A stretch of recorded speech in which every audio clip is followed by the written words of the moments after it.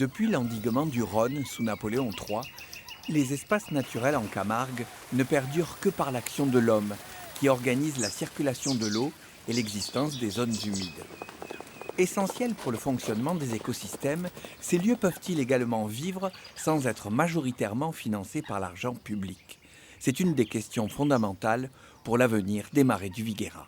Les marais du Viguera, terrain du Conservatoire du Littoral, 1200 hectares, dont 900 hectares en réserve naturelle nationale, et donc 100 hectares ouverts au public en visite libre, avec des sentiers aménagés pour recevoir à terme 100 000 visiteurs.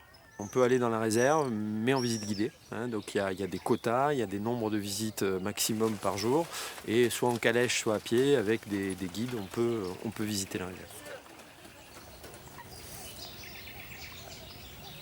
Là, nous, on a une cinquantaine de salariés sur place, qui est déjà beaucoup pour un espace naturel. Donc, on est une grosse association.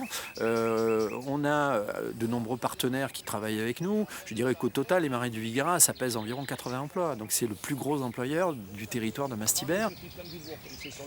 Vous avez le delta qui forme environ 85 000 hectares et c'est la zone qui est comprise entre le Grand et le Petit Rhône. Le Grand Rhône, il passe à Arles. Autour de cette association gravite un ensemble de partenaires avec lesquels on est en collaboration, comme l'élevage. Les éleveurs ici sont en convention de partenariat. Chez nous, c'est des éleveurs indépendants qui utilisent le site pour une partie de leur activité. On a 6 éleveurs d'ailleurs sur le site, ce qui est important. Pour l'activité touristique, il y a notamment l'activité de découverte à cheval qui se fait par un éleveur indépendant, des activités de visite guidée à pied qui sont faites par une association spécialisée dans la visite d'espaces naturels. Les conventions ont des modalités qui sont variables. Il peut y avoir une redevance, il peut y avoir des loyers ou il peut y avoir simplement un partage des fonds qui sont récoltés par l'intermédiaire de l'activité. Donc on a un certain nombre de partenaires qui contribuent à l'activité économique des marais du Viguera. Un espace naturel comme les marais du Viguera, ça coûte 3 millions d'euros par an. Donc c'est trop. La demande qui nous est faite, c'est d'être rentable. C'est-à-dire de dire que l'argent qui est investi par la collectivité va avoir un retour sur investissement à moyen terme qui va permettre à cette structure de s'autofinancer.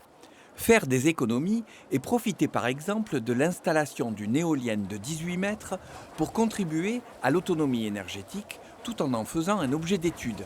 Financé par des partenaires pour répondre à une question essentielle, les éoliennes ont-elles un impact sur la mortalité des animaux volants?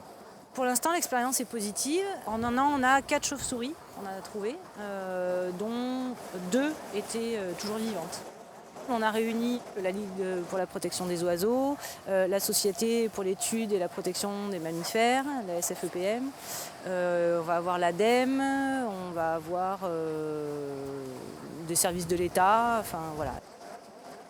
L'idée était aussi de voir si ça pouvait produire suffisamment d'énergie pour pouvoir conseiller éventuellement aux agriculteurs de la région d'utiliser ce genre de système plutôt que d'utiliser des pompes à gasoil classiques. Autre source d'économie, les chantiers de bénévoles qui traversent parfois la France pour mettre les pieds dans la vase et arracher la Jussie.